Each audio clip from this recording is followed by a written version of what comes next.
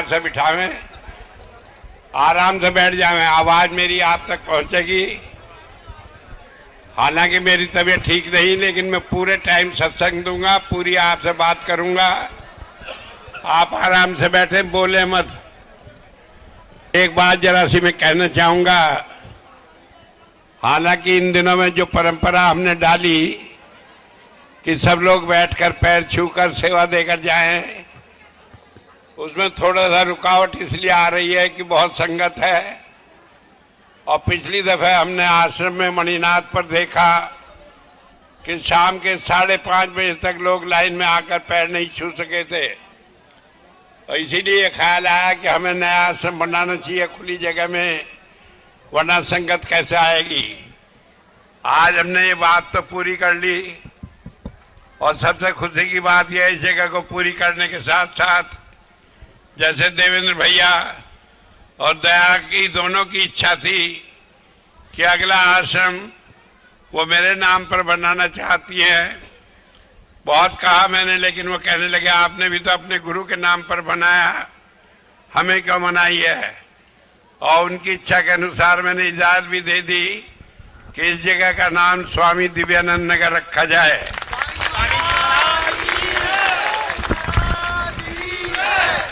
यह मेरा अपना निर्णय है, अगर कोई इसे गलत समझता हो तो समझे, लेकिन मैं ये बता रहा हूं कि मुझे ये प्रिय था कि मेरे प्रिय शिष्य कहें या सारी संगत चाहे, मैं उस काम को न करूं, ये गलत हो जाता। मुझे हुजूर की एक बात याद आती है। एक बार नामदेव जी को नाम मिला तो उनके गुरु ने बताया था कि किसी को बताना मत, वरना जो है तुम्हें नरक में जाना पड़ेगा। लेकिन नाम लेकर वो गए, सबको बताना शुरू कर दिया। कहने लगे मैं नरक में जाऊंगा तो क्या, इतने तो सब निकल जाएंगे नरक से, मुझे परवाह नहीं। तो मुझे इस बात की परवाह नहीं लोग क्या कह रहे हैं, मुझे इस बात की परवाह है कि मेरी संगत चाहती है कि उनके लिए उनके गुरु के नाम पर जगह हो, तो इसलिए मैंने इसकी मंजूरी दी। आप शांति से बैठे, आराम से सुने, और मैं कोशिश करूंगा कि महीने में यहाँ सत्संग होता है, उसमें जितना हो सकेगा ज्यादा टाइम पर मैं आऊंगा, सत्संग में भी रहूंगा।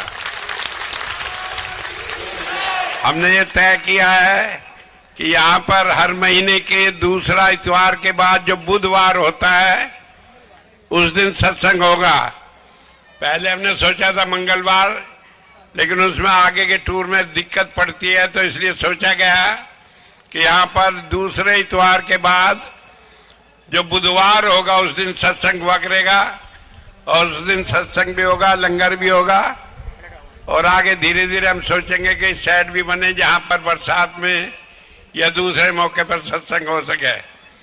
अब मैं आपसे एक बात की माफी चाहूंगा कि मैं सबको पैर छू रहे, इतना टाइम नहीं मिलेगा, इसलिए मैंने सेवा पात्र यहाँ अपनी बगल में रखवा लिया है। जो भाई लाइन में हो वो आराम से वहाँ सेवा डालकर हाथ जोड़कर आकर यहाँ सत्संग में बैठे, तो इतनी देर जितनी देर 1-1.5 घंटा आपसे मिलकर बातचीत होगी, तो उतने में कुछ लोगों को ये फायदा होगा कि वो भी आकर सत्संग में बैठ सकेंगे, लाइन में खड़े नहीं रहेंगे। तो इसलिए वो यूँ ना समझे कि वो नहीं मिल सके, पैर नहीं छुआ, उनका पैर छूना वहीं से मंजूर है। आराम से लाइन चलती रहेगी और आप सब लोग बैठकर आराम से सत्संग सुनेंगे। थोड़ी देर तक शब्द होंगे, 2-3 आदमियों को मैं कहूँगा बोले, वैसे तो बहुत लोगों की इच्छा है, लेकिन समय हमारे पास कम है और आगे भी ये कार्यक्रम चलते ही रहेंगे।